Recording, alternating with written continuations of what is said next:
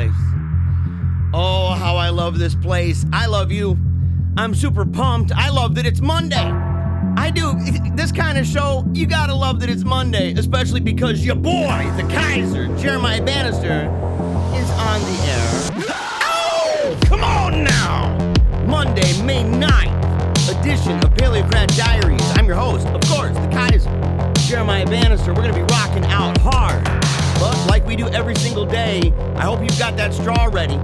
Big time. This episode is going to be jet fuel. So you're gonna definitely need not only your coffee ready, you need a straw. Straight to the dome, scientifically verified. It's how we do the show. It's how we do the show. Oh my goodness alive. And you know what else we have to do? We have to take a knee. Why? Because today is the day that the Lord has made. We're gonna rejoice and be glad in it. We are committing every single thought, word, and deed to Him. Resolving deep down inside. Don't we have that resolution? Come on now, tell me what it is. Come on now. I can hear you. I love it. Okay, never give up. Keep on smiling. And memento mori. Why? We gotta remember we're gonna die. And in the meantime, you gotta dream bigger thoughts, giving every single thought, word, and deed to the advancement of Christ the King. And we're gonna do that today with St. Francis de Sales. We're gonna do it with St. Francis de Sales, baby. That's what we're gonna do. Rocking it out hard. Catholic controversy. We're gonna show you in our presuppositionalism series, we are going to show you the demise of those who destroy themselves. You simply have to allow their arguments to crush their systems and to demonstrate it, to draw that thing out like we learned in the previous 5 episodes. If you haven't tuned into those, you gotta do it. You gotta do it because we're equipping the Johnny Q and Sally Sue in the Catholic pew for advancing Christ the King. It's what we're doing. It's what we're doing. And you know what? We're not playing footsies, are we? We are not playing footsies. Yeah, speaking of not playing footsies, before we even move on, I'll address some of the people in the comments here in just a moment. But before we do, real quick word from our sponsor. And this is a sponsor I am actually very proud of. Not everybody can say that. Let's be real. There are times, to be frank, where you sit there and you're like, yeah, this certain group sponsors me. I don't really know if I like it. I've had to write script for that stuff before. Oh, yeah, we really love that. My kids are like, Dewey, I'm like, no, be quiet. We're paid to like that. This particular case, it's something that it's life-changing. It's life-changing. It is rightfully called the SAINTMAKER, and you've got to go check it out. The link is in the description below. There's a 10% discount code. I'm going to let the promo tell you more about it, but I just want to say this. I want to network with people. I've been threatening to do this for a minute. I've been threatening to. I'm like, we're going to do this. We are going to do it, where we're going to start going through, and we're going to, I'll make little videos, do live things, work with different people that happen to use this or would like to use this and would be interested in it. And if you'd like to know more about that, that's all going to happen over at the Wolfpack chat over on Telegram. So you got to follow. It'll be over at the Paleocrat, right? PaleocratDiaries. So just look that up. Links are in the description below. But this is one of those things that just, it does all the right stuff. It fuses, right? The wisdom of the ages, right? The brilliance of our faith fuses those things together and says, what are your dreams? What are your visions? What do you want to do with your life? Do you always worry that you don't have enough time? Is it really just a case of bad time management? Probably. There's about, a 99.99999 forever 9 chance that it is that you, in fact, have a problem with time management, right? Or that you're just putting too much on your plate. You're not considering your values and your goals and making projections out, 3 months, 1 year, 5 years. You're not even thinking about those things. I know I wasn't, right? And all of a sudden, when I began to do that, things just began to open up. I still got to get more sleep. That's just one of those things. I still got to get more sleep, but it's even helping me with that. And so, with no further ado, I'm going to be right here. I will let them tell you about the SAINTMAKER. Can a personal planner really make you a saint? Not by itself. But in our day and age of addictive apps and glowing screens, we're bombarded by constant distraction, and our quest for sainthood often takes a backseat. The SAINTMAKER is the first high-performance planner for the spiritual life, made by faithful Catholics for faithful Catholics. videos. It's a work of genius, really, fusing the wisdom of the saints with the science of personal productivity. It's rigorous, but sainthood is tough, and most of us need help organizing our time, our work, our leisure, and our devotion, because that can help you become a saint. The SAINTMAKER is elegant, fits in your purse or briefcase, and is a perfect companion for your missal, Bible, or rosary. Published 4 times per year, each season includes daily planning pages, feast days, and devotions for both forms of the liturgical calendar, goal-setting pages, confession journals, and more. It's why the SAINTMAKER is used by hardworking Catholics, like CEO of Sock Religious Scott Williams, best-selling author Sam Guzman, YouTubers like Amber Schneider, a Catholic wife Dina Barca, and Brian Holdsworth, and priests like Father Corey Stitcha. Try the SAINTMAKER out, and if you decide that it's not for you, you can send it back for a full refund within 90 days. So go right now. Find your life planner at thesaintmaker.com. Quantities are limited though, so head on over to thesaintmaker.com to order yours and to start your SAINTMAKER journey today. Go do it right now. Shop now at thesaintmaker.com/PaleocratDiaries, promo code below. All right, right here it is. It's the alert system. Like I said, you got to buckle in right now. Buckaroos! Buckle in good. Click, click, clack! Because we are jumping in head first, nose diving into the octagon of history. We're going to be talking today about one of my all-time favorites, the book that was the final nail in that coffin for me as a Protestant pastor. What was it? There's a whole bunch of stuff going on. A bunch of awesome Catholics, Johnny Q's and Sally Sue's up in my comment section on Zenga. Oh, they were causing me all sorts of trouble, showing me that I didn't understand a single thing about the Catholic faith. I thought I did, but I did not. And they encouraged me, you gotta go right now. You gotta go buy a book. So I went. I didn't know what to buy. It was the weirdest experience of my life. I'm surrounded by rosaries and all these books have saints on them. And I'm like, what's this? And then I saw this. And then I saw this, changed my life forever. More than once. And so right now, we have notified all the mods. This is a special event. Super duper urgent. Super dupe. And they're right now letting out the carrier pigeons all around the world, to the north and the south, to the east and the west, letting them know that your boy is on the air. And we're gonna rock it out. Why? Because it's the day the Lord has made. We're rejoicing. We're taking a knee for Christ the King, resolving deep inside every single thought, every single word, every single deed to the restoration of all things. So people, let everybody know, like, comment, share, subscribe right now. If you have Protestant friends right now, if you have people on the fence, if you have people who like apologetics and like the debate and believe deep down inside, they're always coming at you, preaching at you all the time, say, hey, come do that over here. Let them know. Get their attention.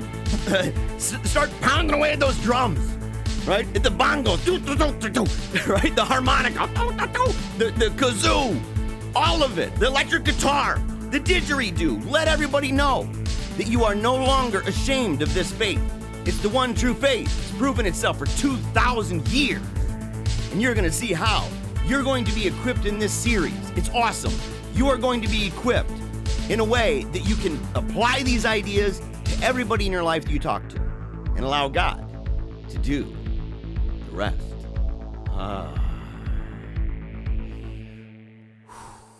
Love it. I love this show. People complain, right? People complain. They're like, oh, dude, your music at the beginning, really, it doesn't set the tone right. I think it probably turns people off. Yeah. So here's the thing. Somebody asked me, like, can you stop doing that right now? I just replied, no. No. Not going to do it. Not going to do it. The reason, by the way, that I didn't hop in the comment section at the beginning, okay, the reason I didn't do that is because we actually have to get done at a decent time because both of my bosses are together for a video on this channel at 1. So I had to start earlier and I have to finish earlier. That way, you know, I guess they have the primacy. I guess you get both Grand Poobahs in the same place. What you gonna say? And it's funny, you know, Tim Flanders, he's one of those guys, like, he'll ask me, he'll be like, hey man, is it cool if you, like, are you doing a show at that time? Is it cool if maybe you started earlier? I'm like, bro, you and Michael are the leaders of me. You can say, what am I going to do? No way. I'm not going to start more promptly. Are you serious? It's impossible. I still had to leave it a little over 11 for Kaiser Standard, but it's true. It's true. I had to. I couldn't break precedent. The idea that I'm ever going to be like sharp, right? It's going to be totally sharp on time is insane. But we had to move forward. So I'm not going to be able to do too much. And plus, the truth is, we have a live chat after the show is over. We have a live chat. It's like a Skype, right? So it's on Telegram. You can talk. You can get on the video. You can just lurk. Lurkers are allowed. We do not have a problem with that. People are able to ask the questions or make the comments or criticisms that they would like to make.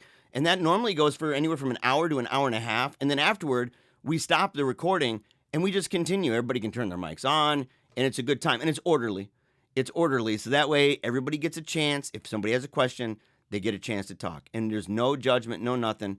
There's no stupid questions except for the ones that I think are stupid.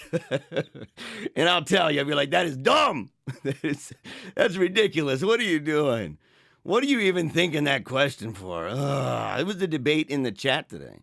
Let's go ahead and put this up here. Let's go ahead and put this up here. Oh, yeah, look at that. Yeah, there was a debate in the chat this morning talking about indefectibility of the church, the enforcement of its laws, what are laws that aren't enforced, that kind of thing, which, by the way, is a legitimate question philosophically when it comes to law in general. But my contention is that that's not true when you are talking about theological issues, especially ones that are essential, okay, like indefectibility, stuff like that. And that is what this book spends an enormous amount of time talking about.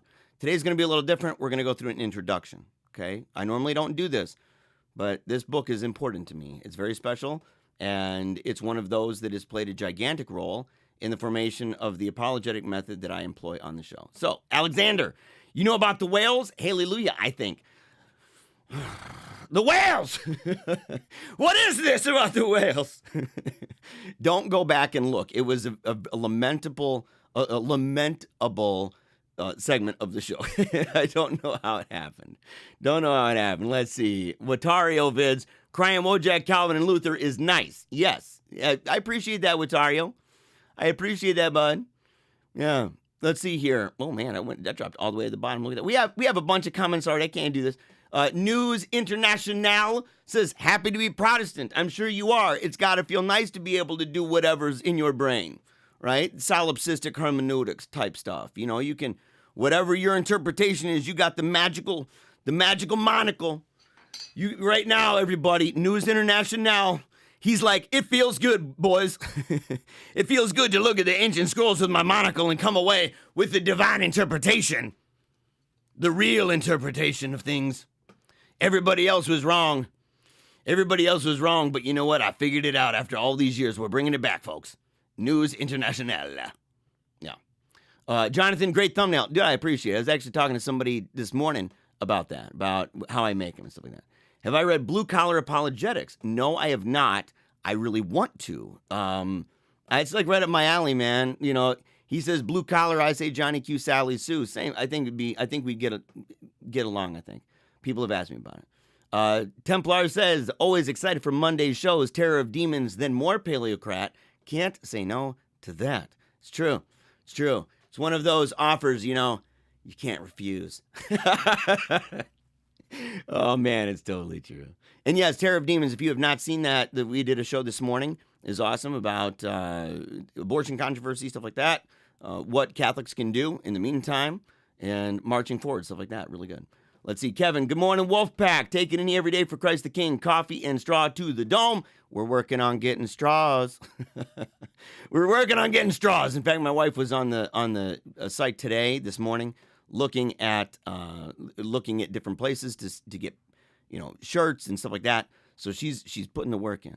By the way, real quick, one announcement real fast. We have a Lunapack chat that is for women. Okay, a lot of ladies. I've advocated for a long time the greater incorporation of women into Catholic lay apostolates. That I think there's a really unfortunate tendency for a lot of traditional leaning men in times like our own, these tumultuous times, to denigrate, in fact, women, right? To denigrate the role that they play, even in digital media. And it's really bothers me. It gets under my craw, for real. And I've advocated it for a long time, saying, look, I want this show to be something that Johnny Q and Sally Sue both enjoy and benefit from. And they have, enormously. So much so, we have a Lunapack ladies chat on Telegram. We have to put that video, if you can put the link, the mods, if you can put the link to that. No, don't do that. Don't put the link in. If you want the link, you got to go to talk to us because it's a ladies only thing, right? And so it's a private thing.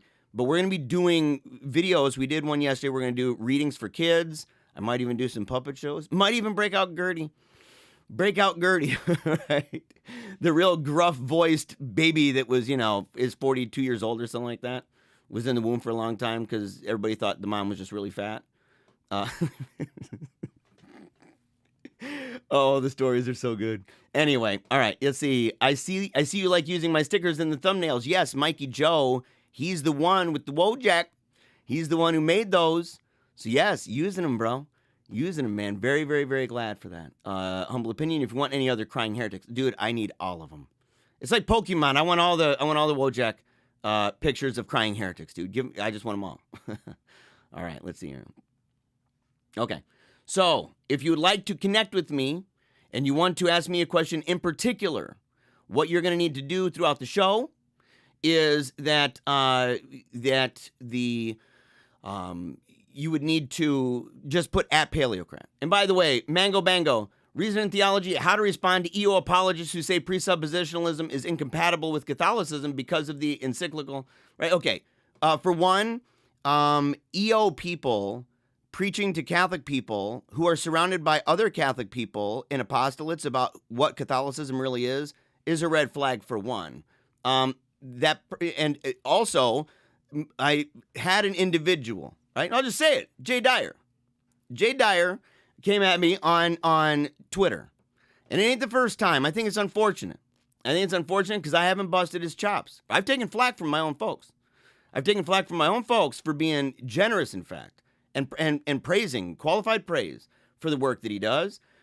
Came at me and was talking about it. And he said that he was accusing R&T of aping. I get it. That's what he was saying, but he used a picture of me. And so I just did a quick flashback to remind him of stuff he already knows, and that he knows I've got the receipts for, and and eyewitness testimonies, mutual friends, in fact, and he'd know that they're not lying to him, and he knows anyway, but that I've been talking about this since, 2006? That I've been making that case for a long time. So someone can say this. I'll be addressing those specific things throughout the series, but I'm not going to engage in that. I mean, for one, I've made it really clear what my view on certain kinds of formal debates are. But also, I mentioned Eastern Orthodoxy at the tail end of the last episode. So we talked because it was written by an Eastern Orthodox priest who then defected. But I chose the book because it was multiple birds with one stone. I could address Eastern Orthodoxy issues, and to me, it came down to one of the main things was the issue of the infallibility of the church. And I said they're in a real pickle, aren't they?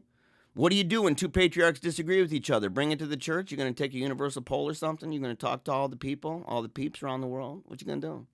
Where are you going to take that? And so they can make any argument they want. But the truth is they're still stuck at level 2 in the passage talking about if you've got a problem with your brother. That's what it is.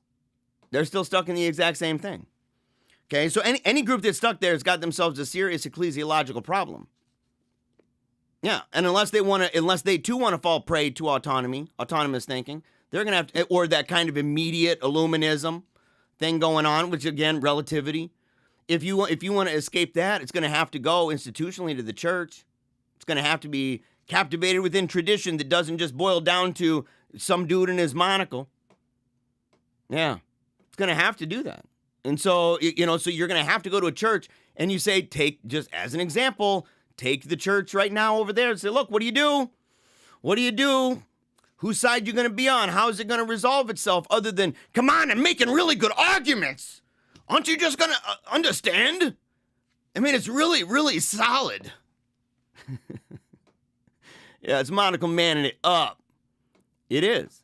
And that's like, and if you say, well, we have to go back to the tradition or we got to go back to this, how is that different than the Protestants saying, oh, we got to go back to the scripture? You say, okay, you take it to your brother. What happens? Well, we disagree. Okay, get 2 or 3 witnesses, come do it. We still disagree. And by the way, the East, they definitely have 2 or 3 witnesses on both sides of that big, huge controversy happening right now. So you go, okay, you got 2 or 3 witnesses. Bring it to the church. Yeah.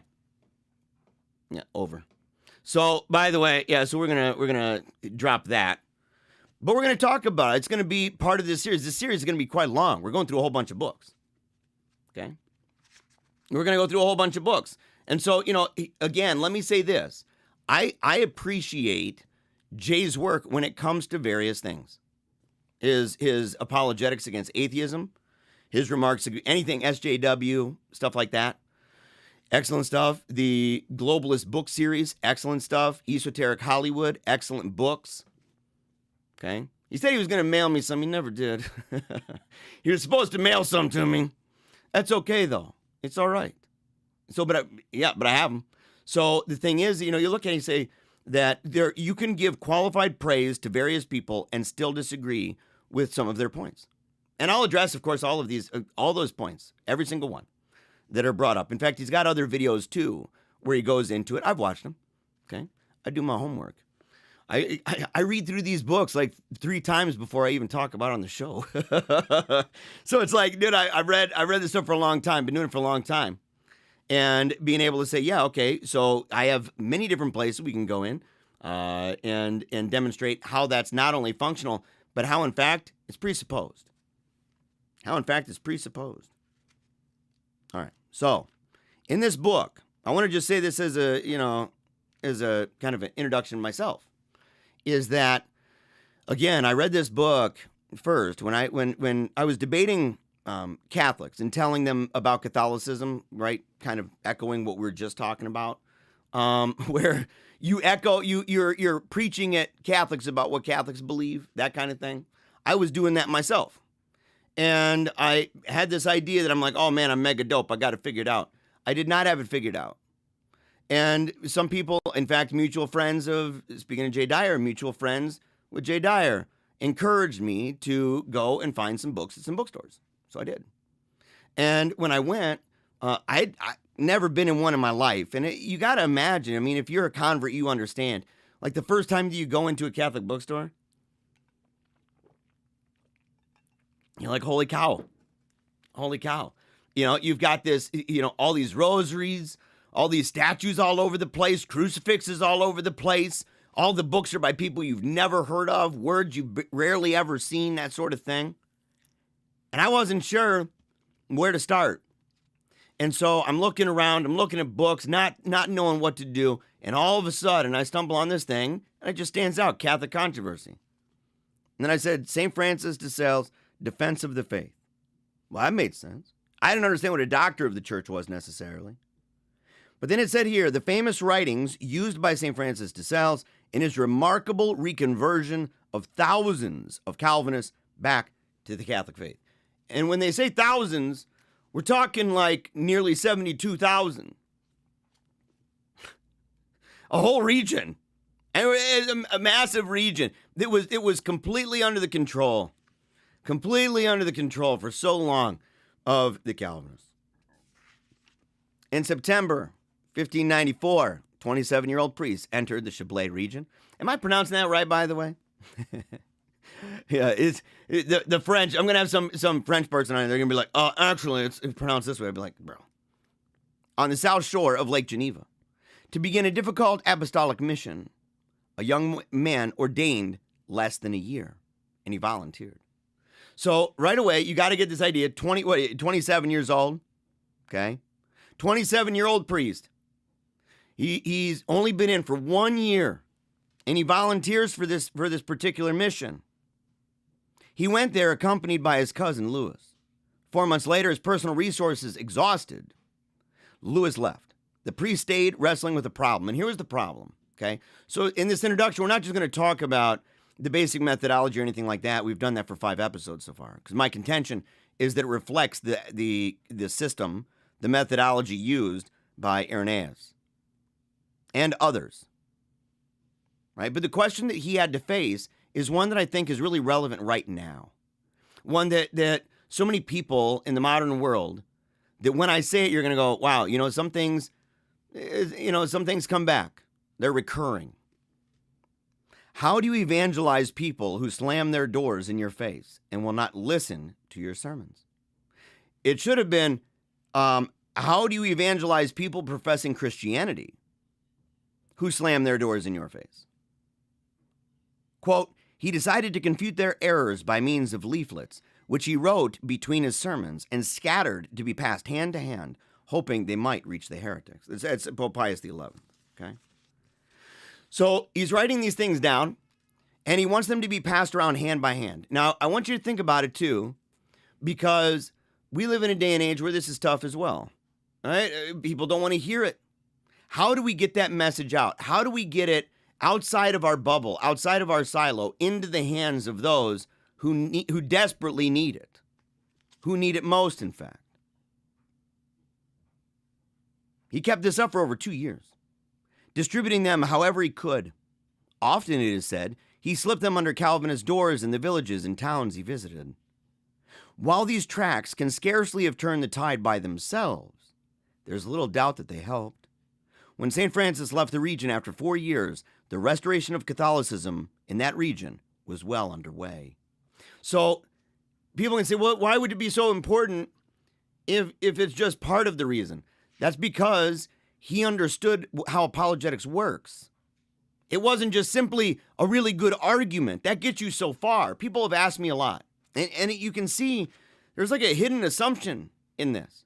They say, well, what do you do in your style of argumentation, the impossibility of the contrary, once you've completely ravaged the opponent's headquarters, right? We use the description of, they've got a headquarters, we completely obliterate it to the ground, and all their arguments are like little army men running around with nowhere to go back to. They have to look behind them and see the smoke rising up for all time, just to remind them that they've been wrecked. You've been wrecked, son. Ain't going back. You can do anything else. You can try to play Swamp Fox. You can do all that stuff, but HQ is done.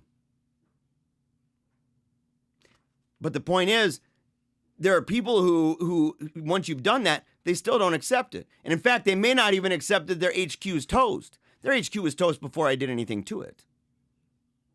Right? The system's already been destroyed. It's all a mirage. It's a facade. It's self-deception, in fact. It's you can be naive in it. I'm not saying it's malicious. I'm saying, look, people, they fall back on the familiar. They say, oh, I can't. This is a tough deal. There's all different reasons why people would not, ranging from super wicked to not so bad. Blameworthy, but not so bad. And so you say, what do you do in that situation? How do you handle that? And I'm like, it's a weird question to even ask me. It's true of everybody, including St. Paul. St. Paul goes to Mars Hill, what happens? Right? He just lays them bare. Lays forward the gospel very clearly as an entire unit, going back to creation, talking about providence, talking about history, talking about miracles, resurrection. Okay, all of these things that we live and move and have our being in him, and that the time of winking's done, so now God demands penance. Some people laughed at him. They wanted nothing to do with that. They weren't drinking that. He led the horse to the water. They didn't want to drink. They just laughed. They're starving themselves to death, by the way. Then you had others that said, we'd like to hear more from you. Come back. And then some followed him. Okay? So I think that is an expectation that I think to demand anything more has a false view of sin, self-deception, the human condition in general, apologetics, right? The force of argumentation and reason, any of that. You can lead them to that place, but it's still a matter of the assent of the will. Once their immediate purpose had been accomplished, he seems not to have paid these little essays much attention, neither reprinting them nor listing them among his literary works. It was nevertheless to them that he apparently referred when he spoke later to an archbishop of certain studies, which might yet prove useful as a guide to, and hear me out, a method of converting heretics by holy preaching. This is what St. Irenaeus is doing. Okay? He never deviated. He never stopped presupposing the truth of his faith. He walked in as one who embraces a creed. He came in holistically in that manner. No piecemeal replies, no scattered here and there nonsense.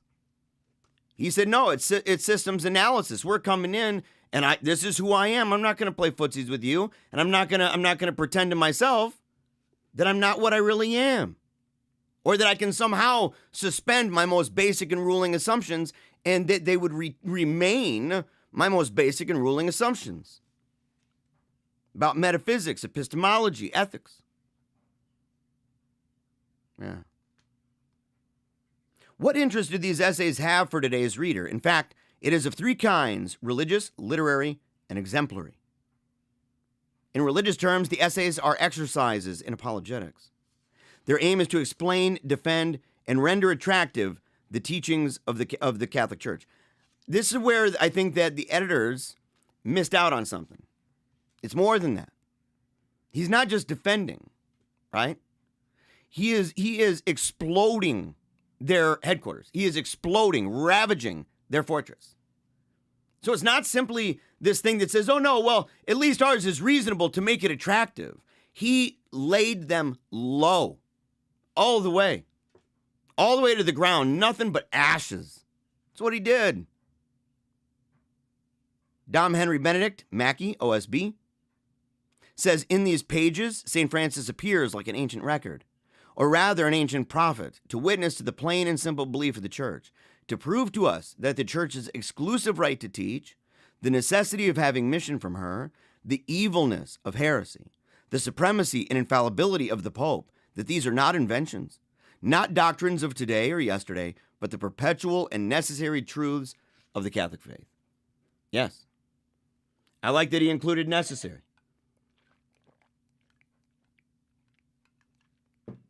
You'd be in tough water. You'd be in tough water. Like this weirdo in the comments, Costas. Francis de Sales was a heretic, not a saint. Oh, dude, you're the Pope, bro. Oh, dude, yeah. Oh, Costas, dude, thank you for letting us know, dude. We should have been going to you the whole time, homie. Nonsense. What a weirdo. If you want real saints. Oh, East Orthodox. I hear you. Oh, yeah. Yeah, you need to work on that ecclesiology. You guys are paralyzed right now. You guys have no mechanism by which to settle any kind of dispute between the patriarchs. Sounds kind of important. You might want to get working on that stat. Might want to get working on that before you come pointing fingers, because we can resolve those disputes, you know. We have the mechanism, by the way. The mechanism, in fact, that you kind of implicitly admit. Right? You at least, you kind of admit, you're like, well, first amongst equals. Okay. Yeah, I hear you. But see, we at least have that mechanism. You can complain as to whether the mechanism is operating as frequently as is possible, but the difference is that's irrelevant to the situation in the apologetic between us, just like it's irrelevant in the situation in the apologetic between Catholics and Protestants. The mere fact that Protestants don't have that mechanism, and neither do you, says an awful lot. Says an awful lot. Because it asks that big fancy burning question, says who? By what authority? Why must I submit to that verdict? Who has the right to say that I'm this? I'm accepted over here. This group doesn't accept me. That group accepts me. You guys are just tossed to the wind. Good luck, by the way. I wish you the best. We'll see you in ecumenical dialogue. Yeah, we'll see you in ecumenical dialogue. Let's see. Declaring him a doctor of the church in 1877, Pope Pius IX called his work, quote, a full and complete demonstration of the Catholic religion. And as his translator remarks, quote, there's no doctor who better represents the true Catholic supernatural spirit, far removed from rationalism on the one hand, from superstition and fanaticism on the other, than St. Francis de Sales. And here's the big thing. This is what, this is one of those things that from an apologetic point of view, from the very get-go, from an apologetic point of view, we as Catholic people must be resolved deep inside that do we really, truly, genuinely believe what we're talking about? Do we believe these things to be true? And why? By what authority do we believe these things to be true? Do we believe them because we put on our monocle? Because we looked through the ancient scrolls and we saw all of the various claims, and I've done all the math like that GIF that has all the numbers that's confused Julia Roberts? Or is it because God can neither deceive nor be deceived? And which doctrines is it? Which doctrines are they? Oh yeah, these and all the other truths. All of them, yep. There's not like this and this and this and this ad infinitum. Nope. No. Instead, these and all the other truths that the Catholic Church teaches. Why? God. Promises. Quote, the sole true rule of right believing is the word of God preached by the Church of God. That is back to what we talked about in the book on St. Irenaeus, that final chapter on the hypothesis, canon, system, complex, and what is necessary to resolve that riddle of autonomy, the individual with the monocle, thinking that they're fancy pants, looking for themselves to figure out the true meaning of all the stuff outside the bosom of the church, without recourse in that line that says, at the end of that line, a buck stops somewhere, and it ain't me. St. Francis has no patience with the suggestion that in anything of doctrinal consequence, the Catholic Church has wandered from the truth. No patience for it. Bears it out page upon page upon page, chapter after chapter after chapter.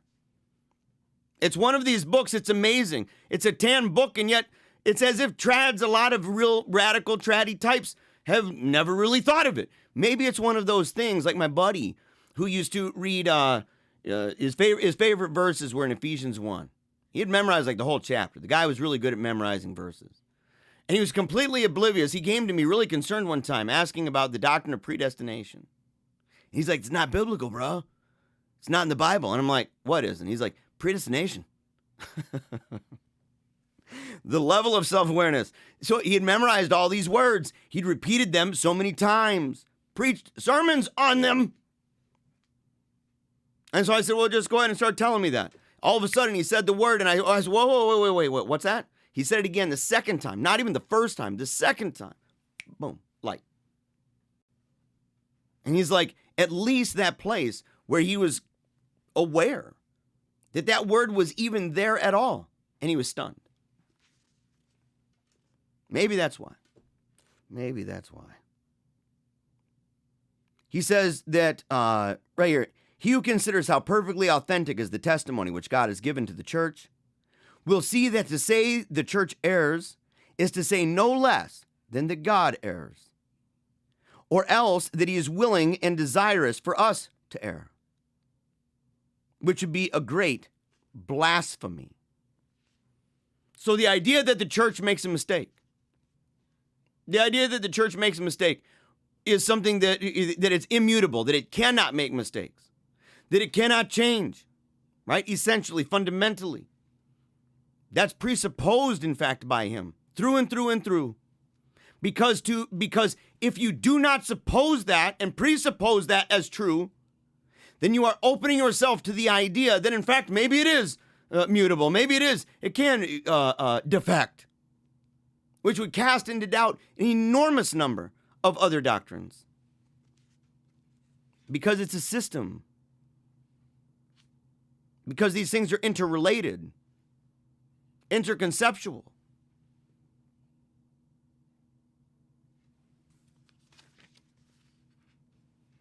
He talks about the people who claim that they don't believe it or that they've been in it and they left. He talks about scandal. He says their scandal, of those who claim to be scandalized by the church, quote, has no other subject than their own malice. Just think about it for a second. This is something that goes into when we hear this, a saint, a doctor of the church, nearly 72,000 people converted, reconverted back, drawn back into the church. It's powerful. Powerful. But you say, what does he blame? When people say, I'm scandalized, they have no other subject than their own malice, which keeps ever tickling them to make them laugh in their iniquities. Just sit on that for a second. Just absorb that. Think about it. Think of how many times you or other people have thought these things. I'm scandalized by the church. There's a part of this that he goes, no. No, the problem's actually you. He can, and he explains it later, he can and does write with strenuous indignation about those he blames for fracturing Christendom and leading souls away from the true church. But by the standards of the time, even his polemics are gentle, an exercise in wit and the rhetoric of argumentation rather than a violent verbal assault on his adversaries. Pope Paul VI said, he's never violent in dispute. He loves those who err, while he corrects errors. St. Francis's remark to Theodore de Beza, quote, Sir, I've not come to dispute with you, but to talk with you frankly about the most important business that you can have in the world. He was all about the business. He was. He was all about the business. He wasn't playing footsies. He wasn't coming little bit at a time. He was coming for the jugular, son. That's what he was doing. He was going to the core. To the very core. And how did he do it? He was remarkably to the point. He had a thorough grasp of the Calvinist claims, the courage in standing up to them, and a keen intelligence in exposing them. He only had 3 books, by the way, to reference. The Bible, St. Robert Bellarmine's Controversies, and a catechism.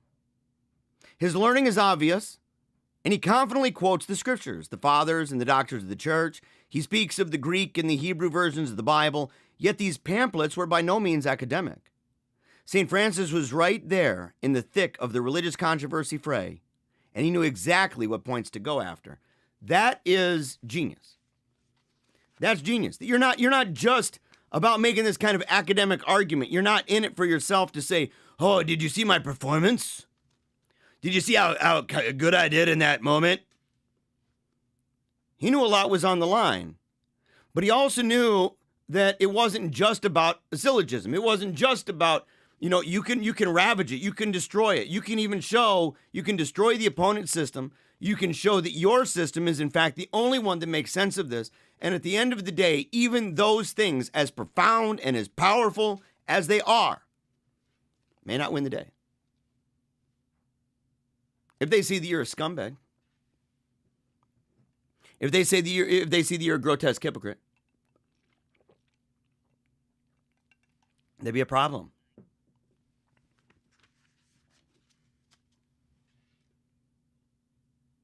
These people who for 60 years, that people of that region, 2 or 3 entire generations had not heard what the Catholic faith teaches, and for once, they learned about it again. And he started it with an issue about mission, right? Like holy orders. What's your mission? Who gave you mission?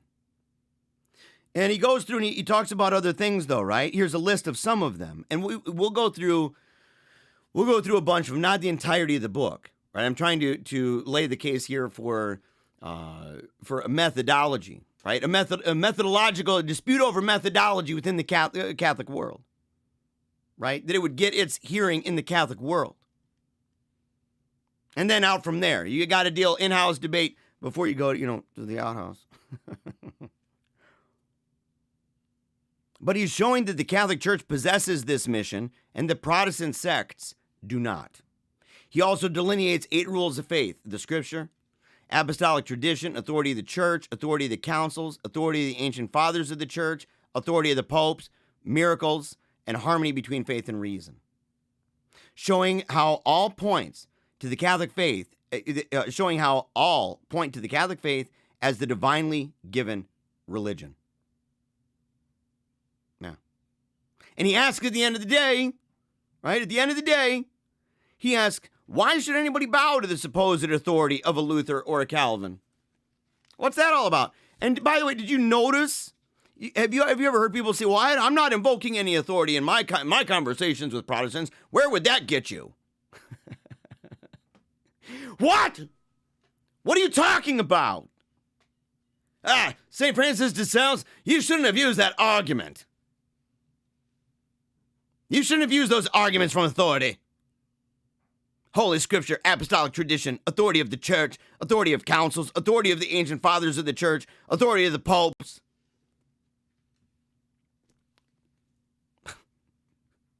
How dare you? Using authority. You couldn't get anywhere with a Protestant. They're just not going to listen to you at all. What a dumb thing to say.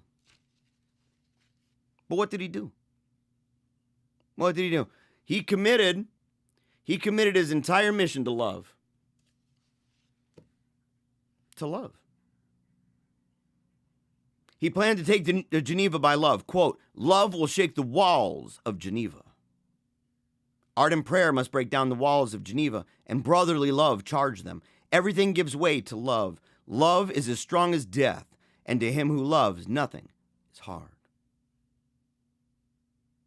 He believed that propitiation was by our penances. So there was a lot more to do with penance going on there.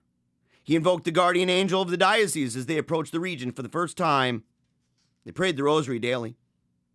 His apostolic use of intelligence, perseverance, and personal contact were certainly fueled and directed by much grace. He would engage with people in chit-chat. Everyday folks, peasants, everyday people. He understood what he was going for. Yes, he was going after the steel men. He was going after the bosses. But at the same time, they have a lot on the line.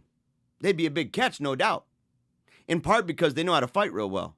It's one of the things about smart people. They really just know a lot about how to defend their own position, how to wiggle out of stuff too, and even how to suppress it once they've realized that they can't.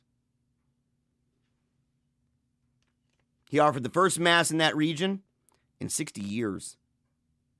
Church furnishings were gone. He had to make do with, as he expressed it, a, quote, badly made, simple wooden altar that we put together for Christmas. Having the Mass gave the Catholics new heart and set many Calvinists thinking. So it wasn't just the arguments. It was all of those other things in his life, all the way from his heart, his mind, his words, both written and oral. It was about the traditions in the church, the Mass, and it was more. It was more, because they hunted him down. For the following Lent, some of the Calvinists created a great disturbance when St. Francis proceeded to restore the old Catholic custom of giving out ashes. He was threatened with prison and even death. He had to retreat out of an open door. When he was in the area, he organized a 40 hours adoration, which, by the way, that was new around the time. It wasn't widespread yet. He had a procession. Altogether, about 500 people began. It went 18 miles, where the devotion was going to be held. Many more people joined along the way, and by the end, it is estimated that nearly 30,000 people joined in on that procession. 18 miles, 500, all the way up to about 30,000. Yeah. Protestants asked to be baptized and confirmed, 200 from one parish, 60 from another. They started doing it more and more and more. They started doing it, these special events for the abjurations of Protestantism from many notable persons. The Vatican Archives has a list of some 2,300. Woo! Come on, son. Come on now. Bring it. With souls being won back to God and the church, St. Francis's task became one of an administrator who had to reopen parishes. Okay, so hold on. So, just hold on for a second. You're seeing all this stuff being done. You're seeing these letters being written and passed around, put under doors, hand to hand, right? Mouth, spread by word of mouth. You have the first Mass in 60 years. You have the idea of doing ashes on Lent, which they wanted to kill you for. They wanted to put you in prison or kill you. You had to flee. To then sit there and say, we're going to put together a 40 hours of adoration, 40 hours of this, and in order to begin this, we are going to do a procession that ends up being 18 miles, begins with 500, ends with nearly 30,000. Tons of people already coming in.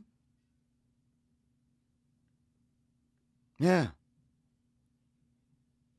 There was even word of a miracle that took place about a child being restored back to life. With souls being won back to God in the church, St. Francis, his task became one of an administrator. This is dominion. This is dominion. When you go in and you ravage the HQ and you go in and you take an inventory, you have to build where that thing was. Because you're not there just to destroy what they had. You are there to construct something. The pillar and foundation of truth, goodness, righteousness, grace,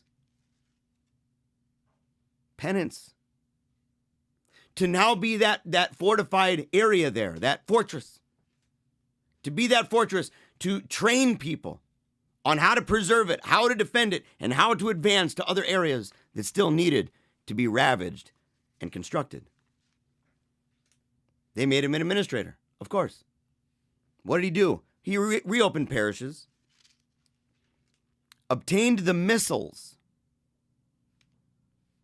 chalices, crosses, and other needed items which had disappeared over the years. Around 18 parishes would come back into operation. And at this point, 31. He was 31. Woo! Just think. Just think about it. And this is the introduction.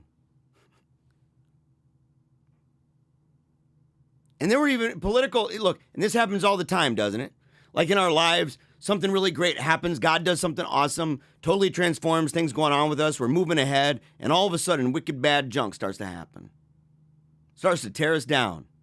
The devil rolls in, causes all sorts of havoc, all sorts of trouble. But here's the thing. Political conflicts again arose to test the new converts' faith, but they held firm. And it's a testimony to the fact that St. Francis had gone right to the core with his little tracts, dismantling the very heart of their position, rather than simply engaging in ostentatious rhetoric. I think that's another example of a false either or right there. It's not that it was just going after this ostentatious rhetoric. Right? You're going after this piecemeal stuff. It's getting back again to the core of systems analysis. To saying, what is the design here? What's the nature and design of error? How can I gut this thing? How can I go for the jugular? How can I rip out that genetic code?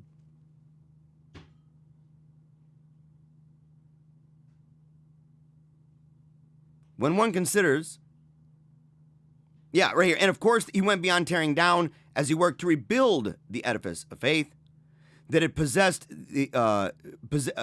been possessed by the Catholic ancestors of these peasants for 3 generations before.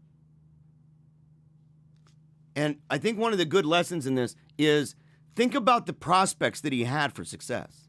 It was totally against him. What was the hope of that, by the way? What was the hope of that? Yeah. Nothing. Nothing. Anybody in their right mind, even his dad was like, look, I was okay with my son becoming a priest, but now he's volunteered to die. And I'd say, well, he's a priest.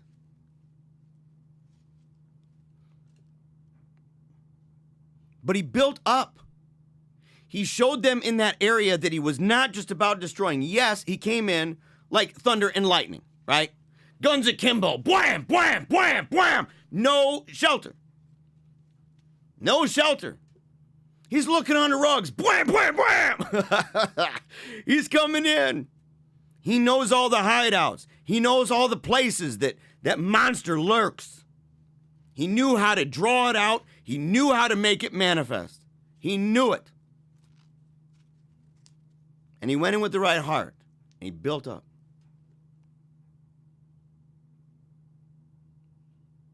Yeah. In one of his later sermons, St. Francis would assure his hearers that no amount of preaching and exhortation will produce religious vocations, which are something only God can give. He would certainly affirm the same thing with regard to conversions to the faith. That is why it puzzles me when I hear people talk about what to do when someone's been led to the water, and it's quite evident that they have been, and yet they don't drink. That's a will problem. That's a sin problem, by the way. I mean, if they're at a place, you're like, look, what can you do? What can you do? There's a simple answer. Pray. That's first and foremost, right? Because you're so often it's easy in our modern era, the secular age, to put so much emphasis on the mind. Oh yeah, I was able to make the really powerful argument. Why aren't they just listening to me? You could have done a lot of study on that particular argument, but you didn't do a lot of study on the issue of human nature. You didn't do a lot of study on the issue of sin or self-deception or groupishness, group dynamics, social pressures, various kinds.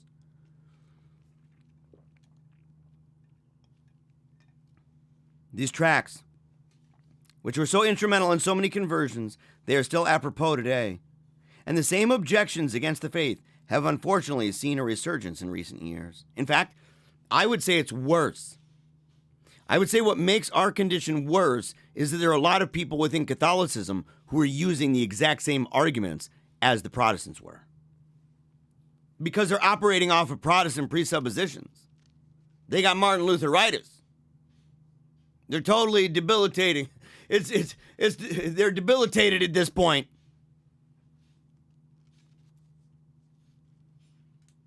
They got enthusiasm in their veins and worms in their brain. It's totally true. How many times have you heard the idea from fellow Catholics that Rome has lost the faith? Yeah! Rome's lost the faith. Hold on. I can't do it without the monocle. I can't do it without it. Rome's lost the faith, boys. Rome, the popes have contradicted, boys. The councils have contradicted. We are the last remaining remnant in the world. We have to tell people, look, go out to the desert to my little chapel church. Jesus is there. Heresy. Schism. Scandal.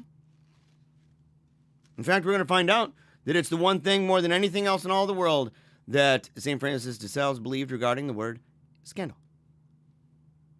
How many of you have heard it? People weeping in their little hankies, denying the church, questioning whether or not the church can really be trusted. What am I supposed to do?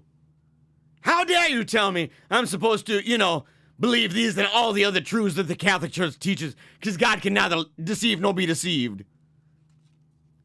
Because your act of faith apparently reads a little bit more like, I believe these and the other things that I agree with that the Catholic Church teaches because I put on my fancy monocle and looked in the ancient scrolls. And I walked away with the conclusion that according to my understanding of that canon, it's completely legitimate.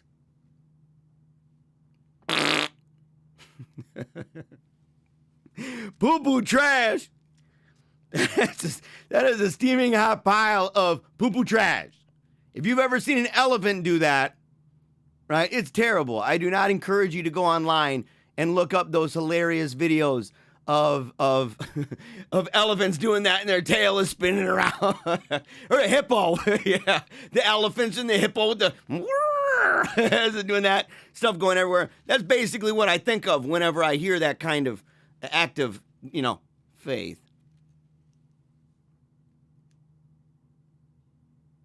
Yeah.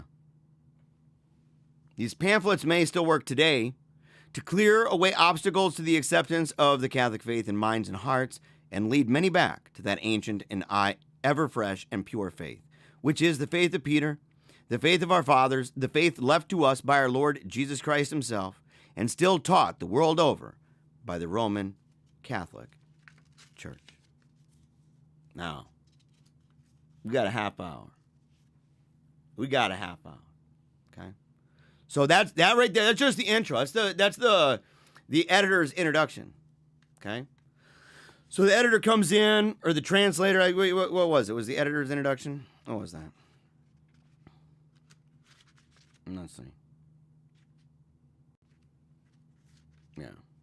Just the introduction to the book. Done by, I think, yeah. Oh, done by Russell Shaw. Was it? No, that's by the publishers and Russell Shaw. I actually combined two things. So we got through two different parts.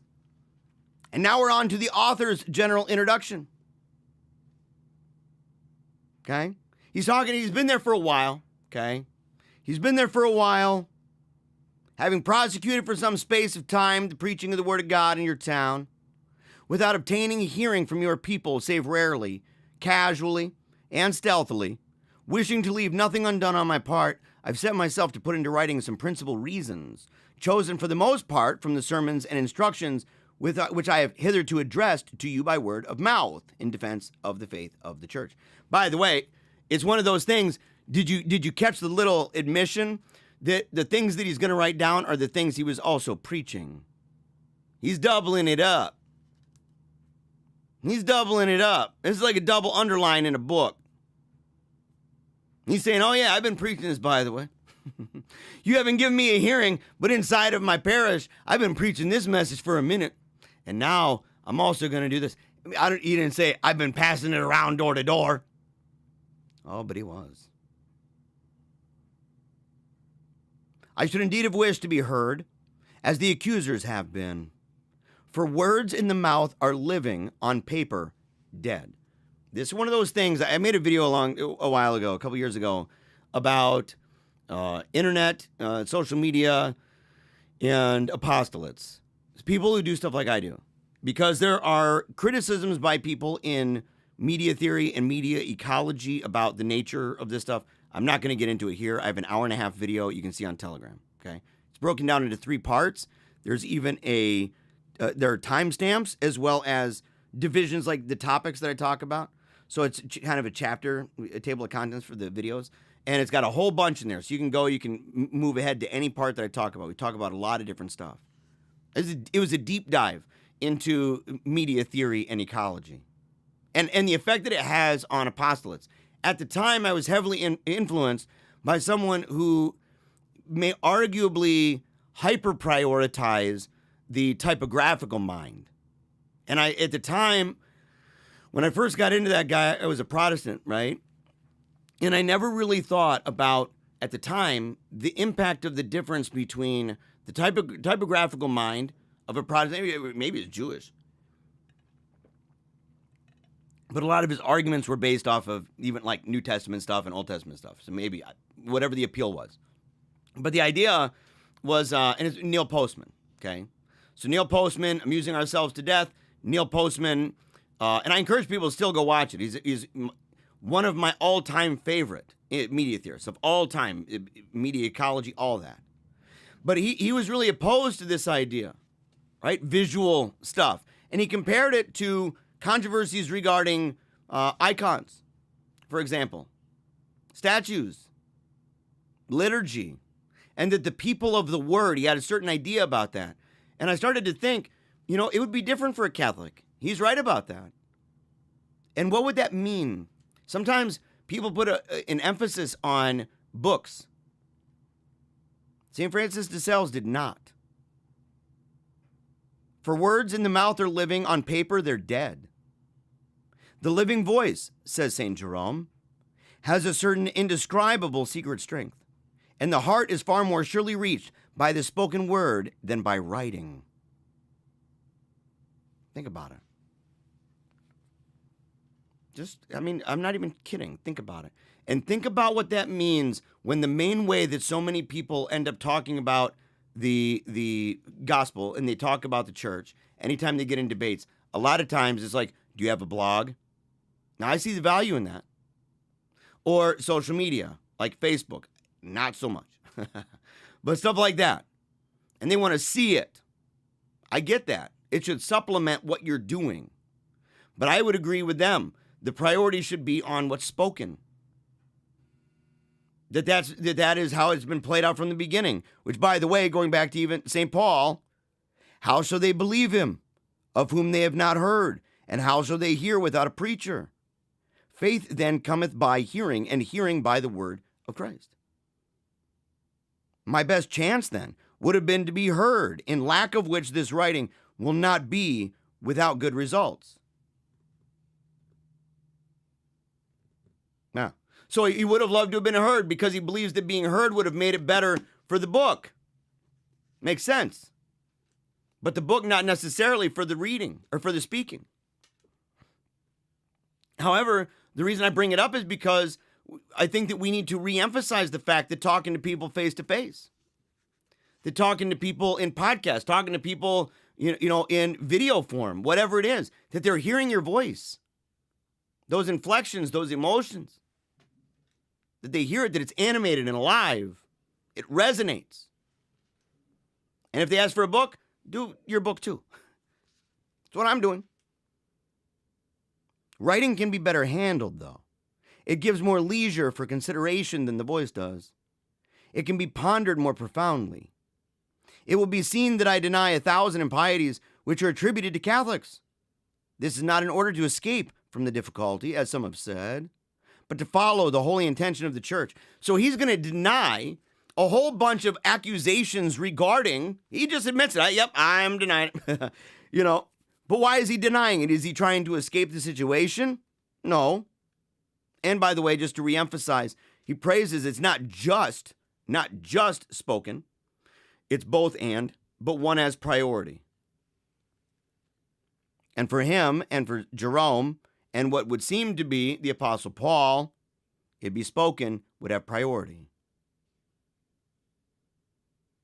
He says, for I write in everybody's sight, and under the censorship of superiors, being assured that while people will find herein plenty of ignorance, they will not find God helping any irreligion or any opposition to the doctrines of the church.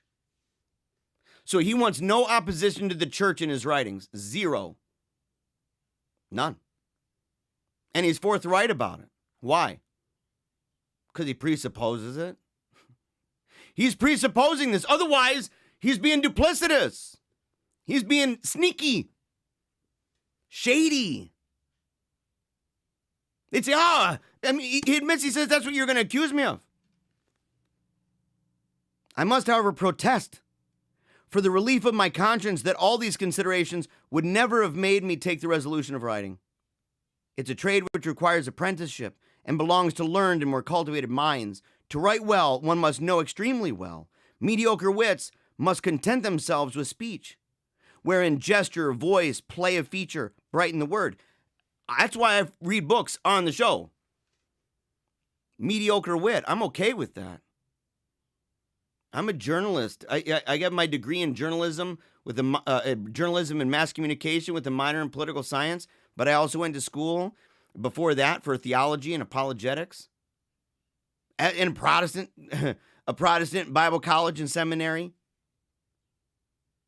So not, so I sit there and I say, I follow in the footsteps of giants. And in fact, I end with him, right? The way that he's going to end here in a little bit. And you'll understand my reason for my doing the way I do it here, where I'm on the one hand speaking and on the other hand, I'm combining the two. I think it's wise. I think so often we just let it just ramble out.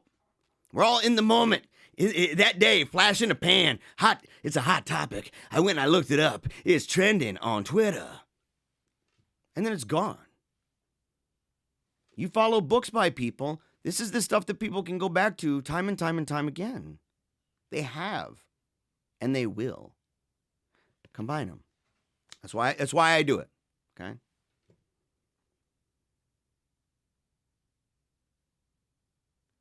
Let's see. He said if grave and judicious gentlemen had not invited and encouraged him to do it, he wouldn't have done it. Afterwards, many of his chief friends approved of it, whose opinion I so highly value that my own has no belief from me, save in default of others. I have then put down here some principal reasons of the Catholic faith, which clearly prove that all are in fault who remain separated from the Catholic, Apostolic, and Roman Church. Think again, one more time. One more time, he's hearkening back. Well, two things. Number one, he surrounded himself by really smart friends.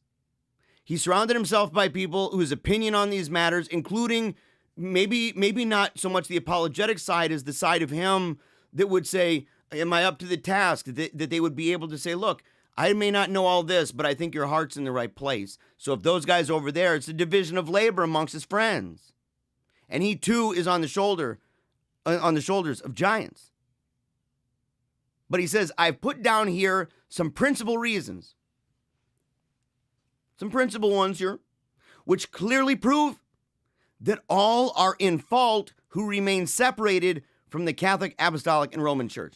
Does that sound like somebody who's saying, I at least am trying to argue that it's at least not anti-scriptural. It's at least a reasonable path or the preferred path, but it's, yeah. Does that sound like the kind of gobbledygook coming out of the saint? No. No, it is not. But he goes further. Meanwhile, I assure you that you will never read a writing which shall give you by any man that should be given you by any man more devoted to your spiritual service than I. Nor do I think I could ever do you a greater service. And in fact, I thought that as you will receive no other law for your belief than the interpretation of Scripture, which seems to you the best, you would hear also the interpretation which I bring, that given by the Apostolic Roman Church. So again, he's saying, I'm going to meet you here. We're going to talk about Scripture, but it ain't Scripture alone. He's not embracing the folly, right, of accepting the presupposition of his opponent, except to show the folly of that presupposition. That most basic and ruling assumptions. That's back to that, what is the proverb, right?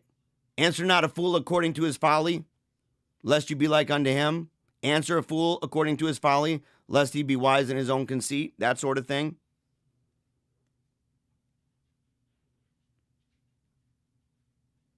So right here.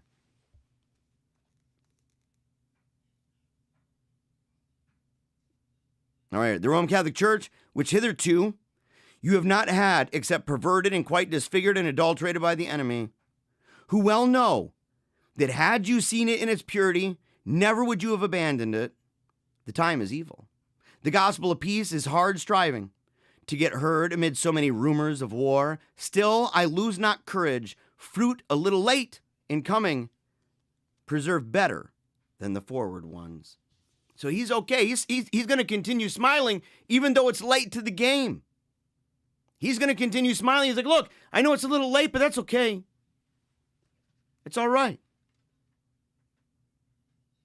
And for him, this all comes back to the sayings of the prophet. Destruction is thy own, O Israel. Destruction is thy own. He doesn't blame a whole bunch of various factors. He said already, it's entirely their fault for scandal. And now he's saying, your own destruction's your own. You've brought this upon yourself, and I will show you how this can be layered by demonstrating that if what you say is true, it falls on its own sword. Dead. As the tree of the knowledge of good and evil had no virtue to teach Adam either good or evil, though the event gave it this name because Adam, by taking the fruit, experienced the evil, which his disobedience caused him. The Son of God came for peace and benediction, and not for evil to men. I like that he throws it back to that. What does that imply? We brought this up many times. I said that it's a choice. You're either going to know God's thoughts after him, knowing through correspondence what God knows coherently. God is the only one with all that knowledge that would know those things truly, ultimately, in and of themselves to the fullest, even in their relation. And that when we know those things, we know them analogously, but we're still tapping into the cohesion. We're thinking his thoughts after him in that way. We're not going to find anything true about the world that God's going to go, oh, dang, I didn't know that. I'm learning something new every day. Wow, that's really great, Mr. Rando, Joe. How'd you learn that new thing? I made that. I thought I knew everything, but boy, you really figured something out. And he goes back to the garden. And he says, in that moment, there was something subtle, something sly in that snake. The idea of, did God really say this? Is that true? Did God really say that? Adam and Eve would have done best to simply do as Christ did in the wilderness. But they didn't. Instead, they trusted their autonomous mind. In spite of what had been revealed. And by revealed, it most definitely was. Right? Thou shalt not. And for that, they experienced enormous amounts of shame and curses. Things that have resonated and echoed throughout time and space, all the way to us. Being conquered right now by the one who is himself the truth, our Lord. He says, woe to that man through whom scandal cometh, and would condemn him by his own law, to have a millstone tied about his neck, and be cast into the depths of the sea. Let us then confess that not one of us men is scandalized, saved by his own fault. You got to be presupposing some serious stuff. I'm not even kidding. Think of what you have to presuppose to come away with that. Assuming outright, nope. This is what I undertake to prove by force of argument. There are three sorts of scandals, all three very evil in their nature, but unequally so. There's a scandal which our learned theologians call active. This is a bad action which gives to another an occasion of wrongdoing. So you're doing something bad, it gives an occasion to somebody else to do something wrong. And the person who does this action is justly called scandalous. The two other sorts of scandal are called passive scandals.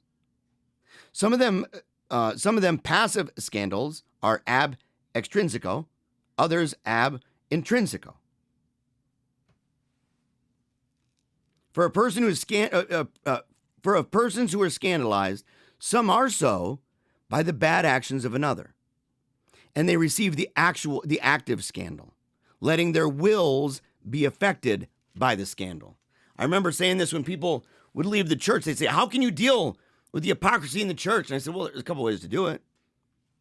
You either join them, right? Or you do nothing.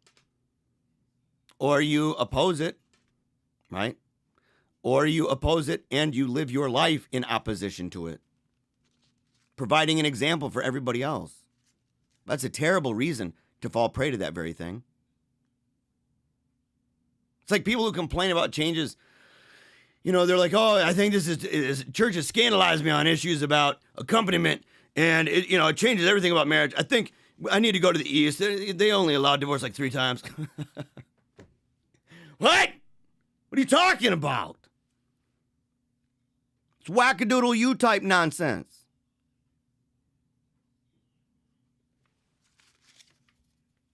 But some are so by their own malice, and having otherwise no occasion, build and fabricate them in their own brain, and scandalize themselves with a scandal which is all of their own making. He who scandalizes another fails in charity towards his neighbor. Who is scandalized himself fails in charity toward himself. And he who is scandalized by another is wanting in strength and firmness. So think about this, right? He who scandalizes another person, right? is lacking in charity toward his neighbor. The person who scandalizes himself, fails in charity toward himself. And he who is scandalized by another is wanting in strength and firmness. The idea of never give up, keep on smiling. They're lacking that. They can't do it. They turn into the mad trads. Mad trads, sad trads, end up being wicked bad trads. They need to resolve deep down inside like we do. The first is scandalous, the second scandalous and scandalized, the third scandalized only. The first scandal is called datum, given. The second, acceptum, taken. The third, receptum, received. The first passes the third in evil, and the second so much passes the first that it contains the first and the second, being active and passive both together, as the murdering and destroying oneself is a cruelty more against nature than killing another person. All these kinds of scandal abound in the world, and one sees nothing so plentiful as scandal. It is the principal trade of the devil. In fact, he talks about the third one, where we aren't scandalized, but we scandalize ourselves, that this kind of thing is the most common of them all. And I think that's part of that deceit, where we can look out at the world, wandering around, living, moving, having our being every single day. Even our poets and everybody else attest to these things, and yet we do not accept it. We do not give it glory. We do not give it thanks. And by it, I mean the Lord. In his power, divinity, and attributes. And in fact, we do even worse.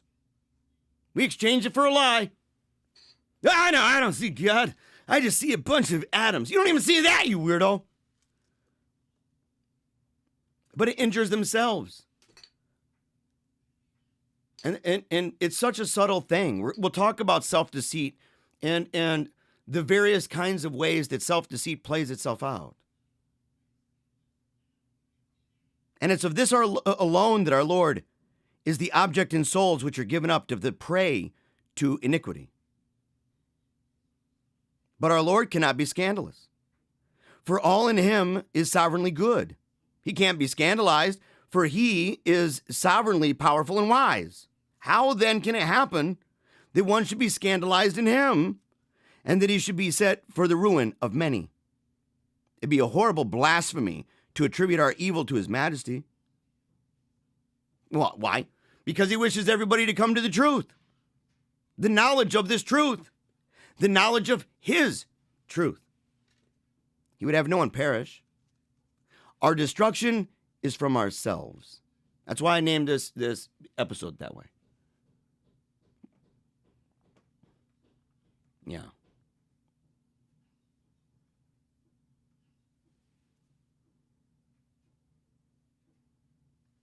Yeah.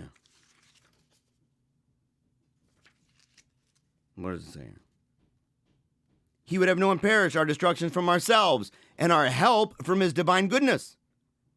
Our Lord then does not scandalize us, nor does his holy word, but we are scandalized in him, which is the proper way of speaking in this point, as himself teaches, saying, "Blessed is he that shall not be scandalized in me."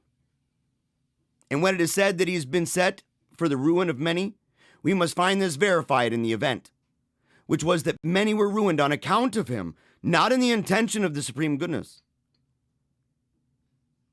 Yeah.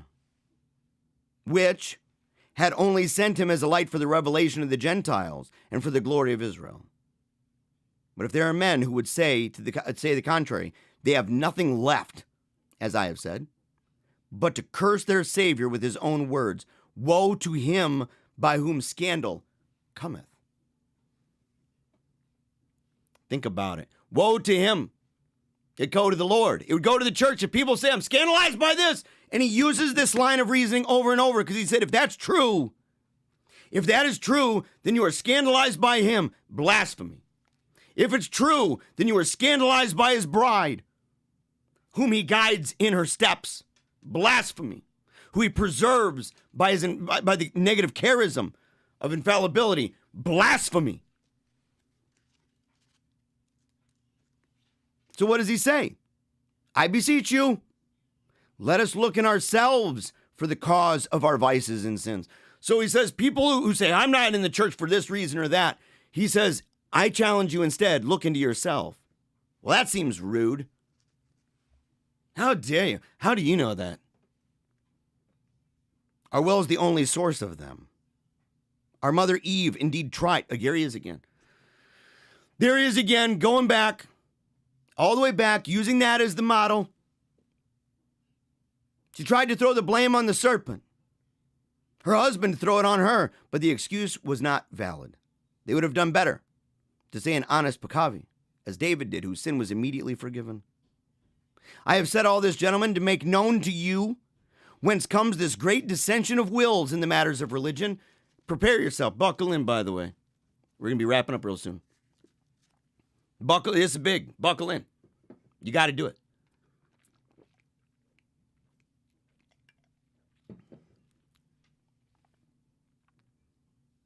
Right here.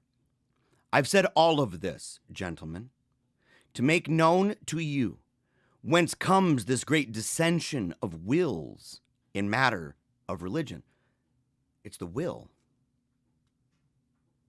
It's the will. Everybody is surrounded by the most profound arguments in the universe. Nature. They're surrounded by how God's glory in themselves, without themselves, they're in the likeness and image of God. It testifies their ability to think and to move, their ability to will. These things that testify of themselves, their conscience, that all have fallen short of.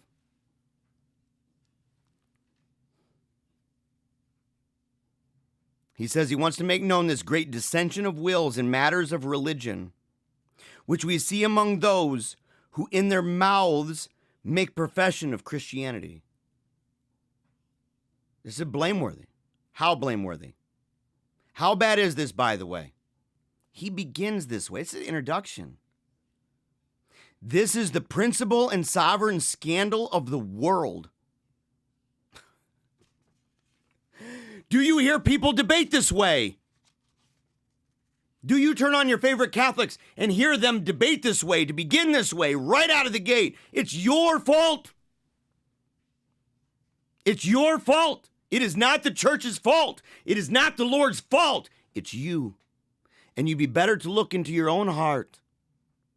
You'd be better to offer, as David did, that pekavi, that he would be immediately forgiven. He says it's the principal and sovereign scandal of the world, and in comparison with the others, it alone deserves the name of scandal. I want people to think. I want them to think, to say, okay, how does this apply to me too? I'm not just looking out at various different Protestant groups, various different cults, schismatics, heretics, enthusiasts. I'm not just looking at them. I'm looking at people who right now, and we're living in the thick of it right now, who refuse to submit their mind and their will to the church. That they entertain. They're riddled with that Martin Lutheritis. The worms in their brain. The enthusiasm running through their veins. To say, Rome's lost the faith. Popes have contradicted. Councils have contradicted. And I've got my stinking monocle. I'm good. Those people, that idea right there, that the church is so scandalous. The church is scandalizing left and right. Those people, this is the principal and sovereign scandal of the world, and in comparison with the others, it alone deserves the name of scandal. Do you know how many scandal peddlers are out there? Sensationistas, suspicionistas, every day. Look at the scandal of the church. Come to the trough of my apostolate.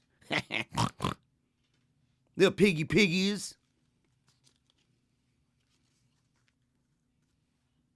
Scandal. This scandal changes with time, and like a violent movement, gradually goes weaker in its evilness. In those Christians who begin this division and the civil war, heresy is a scandal simply taken. It's passive, right? Ab intrinsico.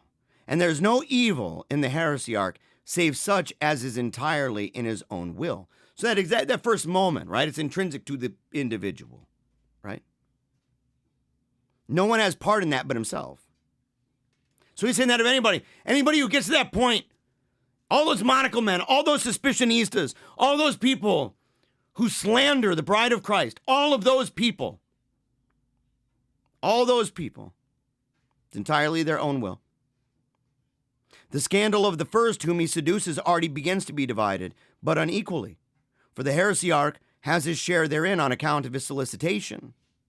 The seduced have a share as much as the greater, as they have had less occasion of following him. Their heresy having taken root, those who are born of heretical parents among the heretics have ever less share in their fault. Think about it.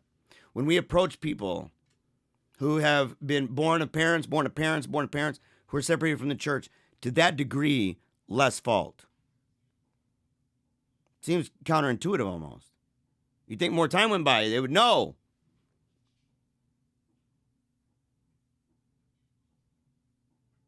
Still, neither these nor those come to be without considerable fault of their own, and particularly persons in this age who are almost all in a purely passive scandal.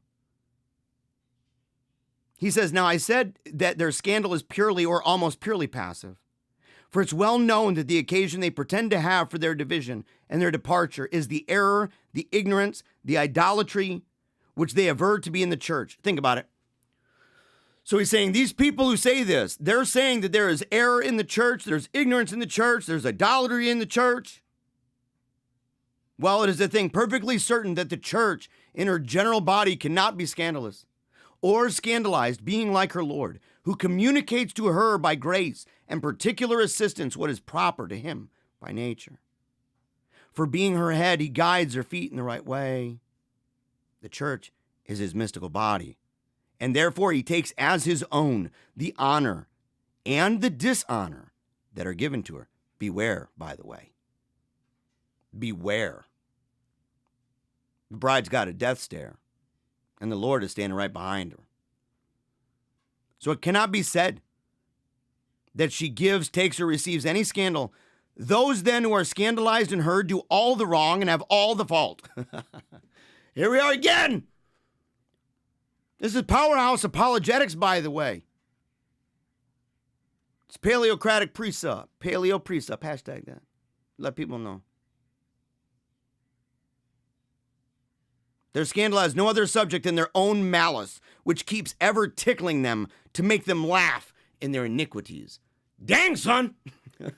Dang. Look at that. And how does he do it? This is the end. This is the end. Okay, so he's saying, look, he has no other aim than to say that Susanna is wrongfully accused and that she's justified in lamenting over all of those who've turned aside from her commandments. In the words of her spouse, they have hated me without cause. You come against the church, you've hated her without cause. And the Lord. And he's going to do this in two ways. This is why it's important. And you're going to see, it's just guns akimbo, 24/7, son. Blam, blam, blam, blam. Blam. Like, you already got that. I know. Blam, blam, blam, blam, blam, blam, blam, blam, blam. Done. Forever. He says he's going to do this in two ways. Number one, by certain general reasons. Number two, by particular examples, which I will bring forward, of the principal difficulties by way of illustration. Okay? So he's going to say, these are the principal difficulties. These are the things that I believe are kind of essential to their system.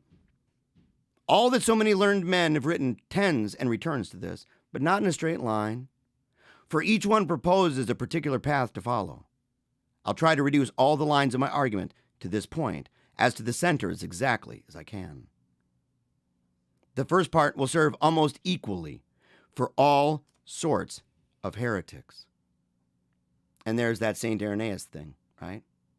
So what he's doing here, he's finding the core principle ideas. He's driving all of these different arguments back to this core position. And what do you think it is?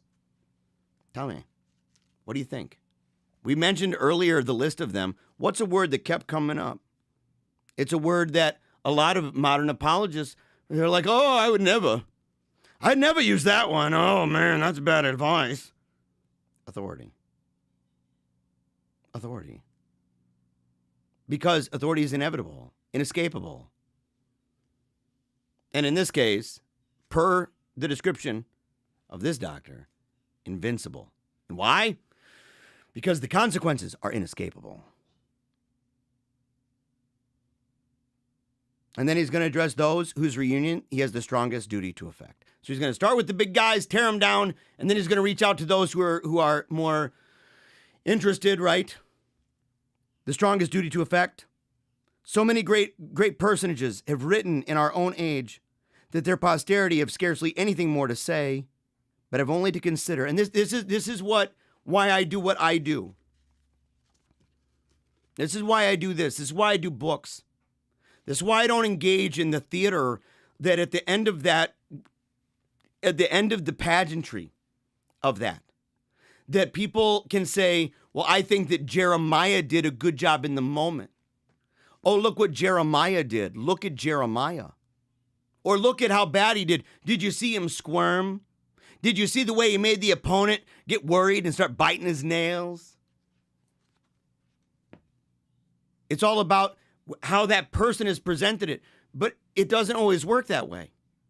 Because the person watching it oftentimes will say, I've been watching some debates and I'm not hearing very good arguments that really convince me. So they're already monocled out. They're like, all right, I got my popcorn popped. I got my bag of red licorice or those Swedish fish, those red ones though, because the other colors aren't as good. And I've got my monocle. And then they're like, I don't know. I saw a lot of fidgeting going on. I wasn't really impressed by the particular argument. It says nothing about the system, by the way. It says a lot about the person debating in the moment. But it doesn't of necessity say anything about that particular system. Not of necessity. You can go back and say, what is everything on the line with that one guy? Oh, it is right now. The whole world is watching as this YouTube debate is happening between people. And there's like 6,000 people watching. There's like 60,000 people watching. And there's 7 billion people on the planet who don't care. I'll propose, by the way, in the future, I'll propose certain ideas that I think would make better for arguments and debates.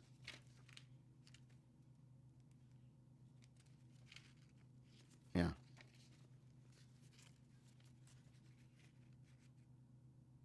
But he says right here, people have already said so much. This is the end of it. But that we have only to consider, learn, imitate, and admire. I will therefore say nothing new. I'll say nothing new and would not wish to do so. All is ancient, and there's almost nothing of mine beyond the needle and the thread. The rest I have only had to unpick and sew again in my own way. With this warning of Vincent of Lorenz, quote, teach, however, what thou hast learnt, that whilst thou sayest things in a new way, thou say not new things. Yes. That's why I do it this way. And that's why we're going through this series, to demonstrate how this is operated for a very long time. You can see how it fleshes itself out, the role that it plays, and to teach you how to argue like the saints, with confidence and force, conviction that never messes around, but also isn't done out of this kind of internet blood sport nonsense. Yeah.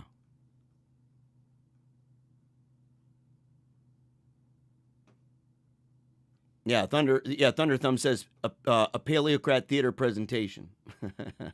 Yeah. Yeah, bro, I'm debated Miss Now. Yeah, it's true. Debate me, bro. Debate me. I hear it all the time. And I will propose different ideas. No longer, I used to say in person, I'm like, why would I even do that? I'm not principally opposed. I think there might be value to them in some places sometimes, but different models, even including ones of videos that are made, and you get like a week in between so that you can actually study what that person is saying rather than to be the encyclopedia in the moment and the other person's like, I guess what everything they said is an accurate citation. Or knowing how to gobble up the time, knowing how to present your case and to make it really jazzy so that people would be like, oh, dude, you see the force he was using? Yeah. I think there's better ways of doing it. We'll talk more about that. Until then, though, I want to thank you for being here. I want to thank you for watching the show. Don't leave. Well, yeah, if you want to join the Wolfpack chat for the Q&A afterward, the Afterglow Q&A Super Show Extravaganza, I encourage you to do so. Link in the description below. Same thing, of course, with the SAINTMAKER. The 10% discount code right down below, description. Same thing with our Patreon, all that. But the truth is, I'm just glad. I'm glad you're here. I'm glad we're learning together, okay? I'm glad that we're getting to know each other, that we're strengthening each other, building each other up in the faith, right? Saying, how did the saints do it? How can we live better and love better and learn better? How can we relay those ideas, those traditions, the faith and practice, those things that make us who we are? How can we relay that to a world that right now is falling apart at the seams? In fact, it's not no seams. It's just toast. It's toast. How do we do this? We follow folks like him. We follow folks like him who changed hearts like mine. We follow folks like Ronald Knox, like Father Lassance, and so many others.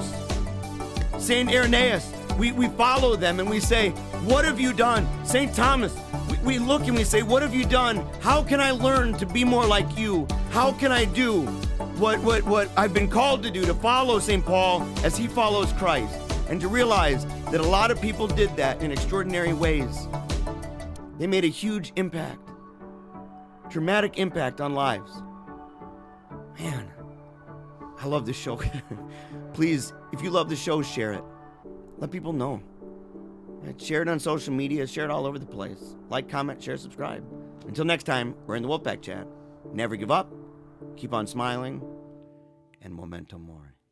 I wanted to make people dream bigger thoughts.